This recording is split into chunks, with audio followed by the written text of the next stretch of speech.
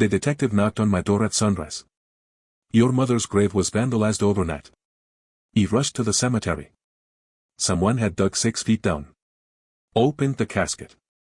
Back in her $50,000 wedding ring to gamble. The security footage showed me. The knock on my door came just as the first light of dawn was breaking through the curtains. It was firm, urgent, and unexpected. I wasn't prepared for what the detective had to say. Your mother's grave was vandalized overnight, he said without preamble. The words hit me like a blow. He barely had time to process before I grabbed my coat and followed him to the car. The drive to the cemetery was tense and silent. He kept thinking about my mother, peaceful in her resting place, and now disturbed in such a cruel way. When we arrived, the scene was worse than I had imagined. The earth was freshly dug up, the soil loose and scattered. The casket was open, its lid pushed aside as if someone had no respect for the sanctity of the place. The most painful part was the missing item, my mother's wedding ring, a priceless heirloom worth $50,000. It wasn't just a piece of jewelry, it was a symbol of her life, her love, and her legacy. I felt a mix of anger, sadness, and disbelief. How could someone do this? The detective showed me the security footage from the cemetery's cameras. My heart stopped when I saw the figure clearly. It was my brother, Mark, digging up the grave in the dead of night. He couldn't believe it. He needed to understand why, but I knew I had to be careful. This was not just a family matter anymore, it was a legal issue. I had to document everything, gather proof, and prepare for what was coming next. The morning sun rose fully now, but all I felt was a cold shadow over my family and my mother's memory. The cemetery was eerily quiet when I arrived, the only sounds the crunch of gravel beneath my feet and the distant calls of birds waking up. The freshly disturbed earth stood out starkly against the otherwise peaceful rows of graves. I approached my mother's plot with a heavy heart, the sight of the open casket making my stomach churn. The lid was pushed aside, the inside exposed to the cold morning air. He could see the empty space where her hand had rested, the place where the wedding ring should have been. That ring wasn't just valuable because of its price tag, it was a symbol of my mother's life story, her marriage, and the memories she held dear. Someone had violated that sacred space, and the thought made me feel violated too. He looked around for any clues, but the only evidence was the disturbed soil and the absence of the ring. The detective was already examining the area, taking photos and notes. He explained that the grave had been dug up to a depth of 6 feet, which meant whoever did this knew exactly what they were doing. This wasn't a random act of vandalism, it was planned. He felt a surge of anger and helplessness. How could someone stoop so low? He thought about the security footage the detective had shown me earlier. The image of my brother digging up the grave replayed in my mind. He wanted to believe it was a mistake, a misunderstanding, but the evidence was clear. He knew I had to stay calm and think logically. This was not just about a stolen ring, it was about family betrayal, legal consequences, and protecting my mother's legacy. He made a silent promise to myself to document everything carefully and to seek legal advice before making any moves. The peaceful cemetery had become a battlefield, and I was determined to fight for the truth. The security footage was the hardest thing to watch. The grainy black and white images showed a figure moving stealthily through the cemetery under the cover of darkness. As the detective paused the video, my heart sank. The person digging up my mother's grave was unmistakably my brother, Mark. His face was partially obscured by a hood, but his build and mannerisms were familiar. He felt a wave of disbelief and betrayal wash over me. How could he do something so cruel? He replayed the footage over and over, searching for any sign that it might be someone else, but the evidence was clear. Mark was the one who had violated our mother's resting place. I knew I couldn't confront him without solid proof, so I saved the footage and made copies. The detective advised me to be cautious.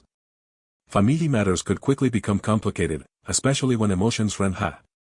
He needed to document everything carefully and avoid any impulsive reactions. He spent the rest of the day reviewing the footage and writing down every detail I noticed. He also started to think about why Mark would do such a thing. Was it desperation? Anger? Or something else? I knew that uncovering his motives would be crucial to understanding the full story. At the same time, I reminded myself to stay objective and not let my emotions cloud my judgment. This was a legal issue now, and I needed to approach it with logic and evidence. The betrayal cut deep, but I was determined to protect my mother's legacy and seek justice, no matter how difficult the path ahead would be. Confronting Mark was the hardest thing I had ever faced. He knew the security footage was clear, but I also knew that accusing a family member without careful preparation could backfire. I arranged to meet him in a neutral place, hoping to keep the conversation calm and focused on facts. When I showed him the footage, his face went pale. At first, he denied everything, claiming it wasn't him or that he had a good reason. But the evidence was undeniable. I stayed calm, sticking to the documented facts rather than letting anger take over. I reminded myself that emotions could be used against me, so I focused on logic and proof. Mark finally admitted to taking the ring but tried to justify it by saying he needed the money to pay off debts. The betrayal stung, but I knew I had to listen carefully. He documented every word he said, knowing that this record could be important later. He also realized that this was bigger than just the ring. It was about trust, family loyalty, and the legacy my mother left behind. He told Mark that I would seek legal advice before making any decisions, and that I wanted to resolve this fairly but firmly. After the meeting, I felt a mix of sadness and resolve. He knew the road ahead would be difficult, but I was determined to protect my mother's memory and ensure justice was served.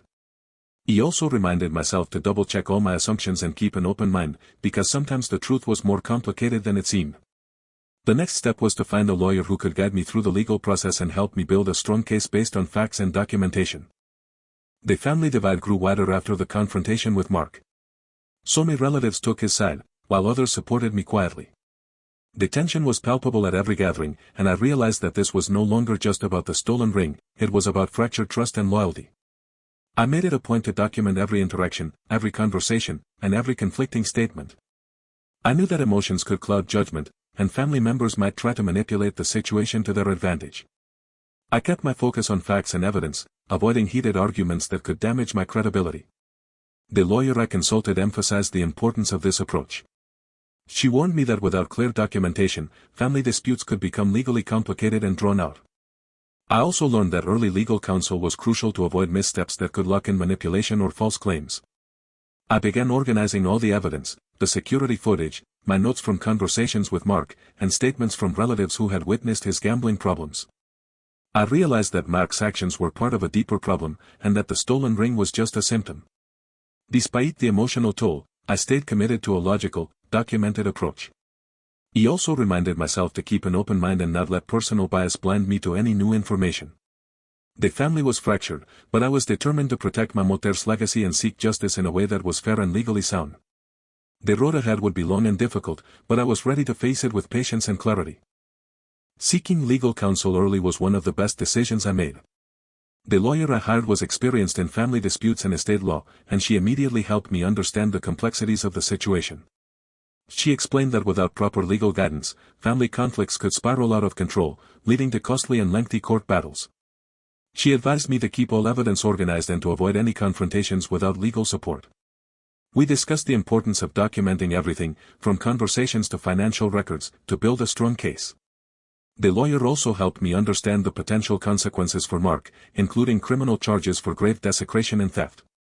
She emphasized that the legal process would be slow, with hearings and guardianship issues taking months or even years. He had to be realistic and prepare for delays. We started drafting formal letters to Mark, requesting the return of the ring and warning of legal action if he refused. The lawyer also helped me explore options for protecting other family assets and ensuring my mother's wishes were respected. This early legal involvement gave me a sense of control and direction. I no longer felt overwhelmed by emotions or uncertainty.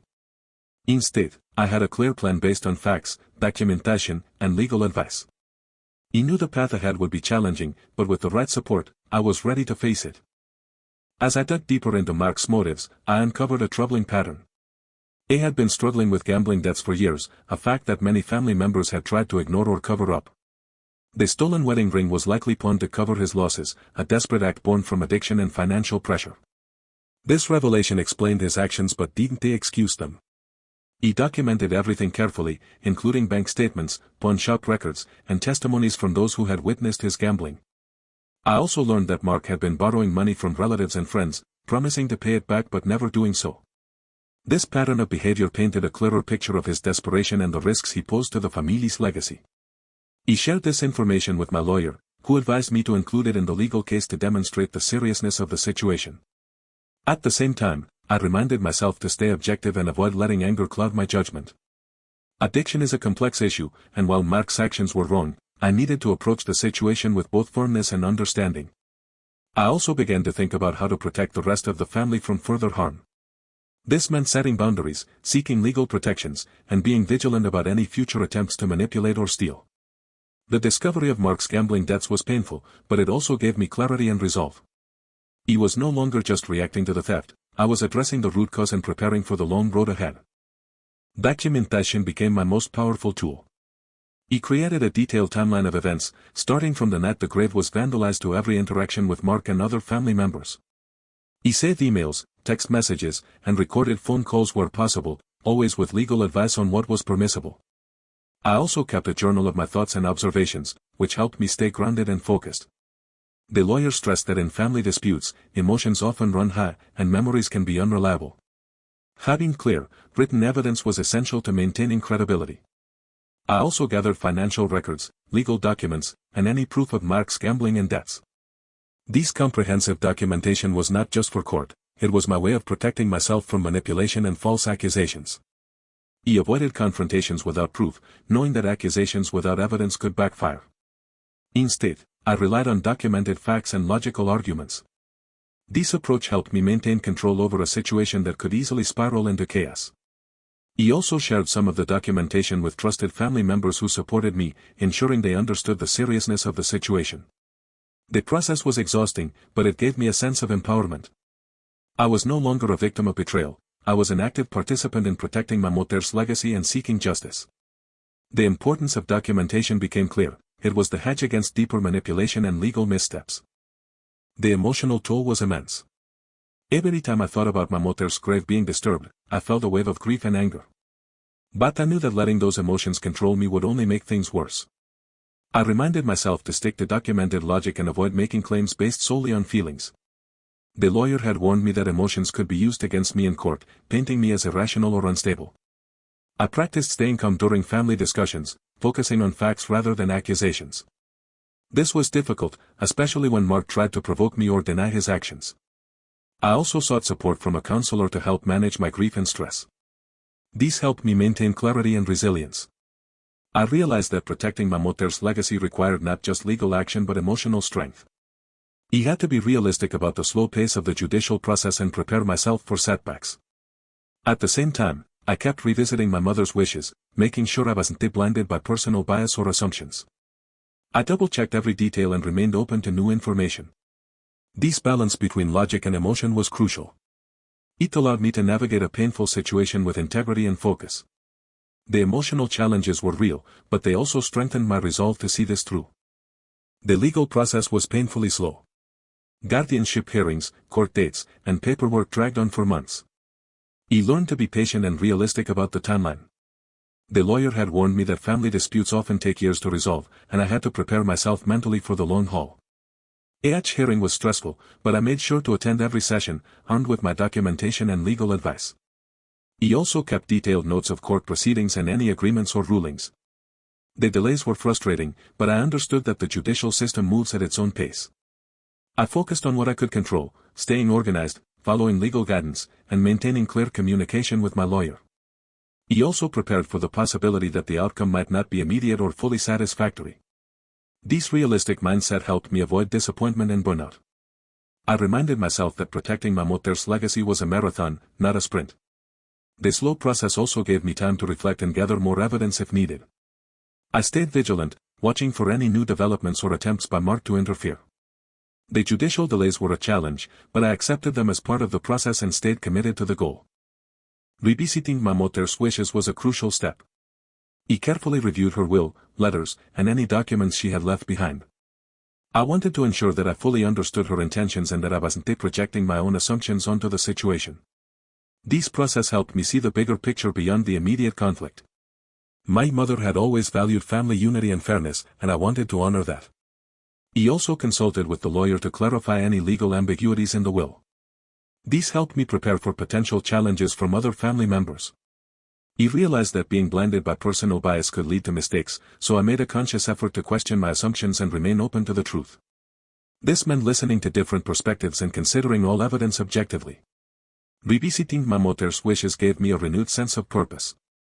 It reminded me that this was not just about a stolen ring or family disputes, but about respecting her legacy and ensuring her final wishes were fulfilled.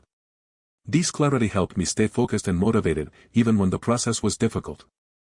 Unexpected allies emerged during this difficult time. So many family members who had been silent or neutral began to support me quietly. Their testimonies and insights helped strengthen my case and revealed more about Mark's behavior. I made sure to document their statements carefully, with their permission, and shared this information with my lawyer. These allies provided emotional support as well, reminding me that I was not alone. Their involvement also helped counterbalance the influence of those who sided with Mark. I learned the importance of building a network of trusted people who could provide honest perspectives and evidence. This support system was invaluable during court hearings and family meetings. It also helped me maintain hope and resilience. I remained cautious, however, knowing that family dynamics could shift quickly. I continued to document everything and avoid confrontations without proof. The presence of allies gave me strength and reinforced my commitment to protecting my mother's legacy. The court hearing was tense and emotionally charged. I arrived prepared, armed with my documentation, legal advice, and a clear focus on facts. The courtroom was formal and intimidating, but I reminded myself to stay calm and stick to the evidence. I presented the security footage, financial records, and testimonies from family members and allies. I avoided emotional appeals, focusing instead on logical arguments and documented proof. The lawyer guided me through the process, helping me respond to questions and challenges. Mark's defense was weak, and his attempts to deny or justify his actions were undermined by the evidence. The judge listened carefully and asked pointed questions. Although the final ruling would take time, I felt confident that my case was strong. The hearing was a critical step toward justice and protecting my mother's legacy. It also reinforced the importance of early legal counsel, thorough documentation, and staying grounded in truth. He left the courtroom exhausted but hopeful. The court's decision was a relief, though not a complete victory. The judge ruled in favor of protecting my mother's legacy and ordered Mark to return the stolen ring or face further legal consequences. Mark was also held accountable for grave desecration, with penalties imposed. While the ruling did not heal all family wounds, it established clear boundaries and consequences. He reflected on the journey and the lessons learned. Early legal advice, careful documentation, and a focus on facts had made the difference. The process had been painful, but necessary. He also recognized that some family relationships might never fully recover. He accepted this reality while remaining open to future reconciliation if genuine change occurred. The court's decision was a step toward justice and closure, but the work of healing and rebuilding was just beginning. Moving forward, I focused on rebuilding my life and protecting my family's legacy with clarity and strength. He continued to document important matters and sought legal advice when needed. The experience taught me the value of early intervention, paciencia, and staying grounded in truth. I also prioritized emotional resilience, seeking support when necessary and maintaining realistic expectations. He remained vigilant against potential future threats but approached life with renewed hope. My mother's memory was honored not just through legal victories but through the lessons learned and the strength gained. I was ready to face whatever came next, armed with knowledge, preparation, and a commitment to fairness and justice. Sometimes, the real victory is not letting yourself lose, even if the other person wins with a lie. If you've ever felt something like this, please let me know in the comments. I read every comment. If this story touched your heart, please give it a like. Don't forget to share it with someone close to you, they might need to hear it too. And if you want to hear more such real stories, subscribe to the channel. See you in the next story.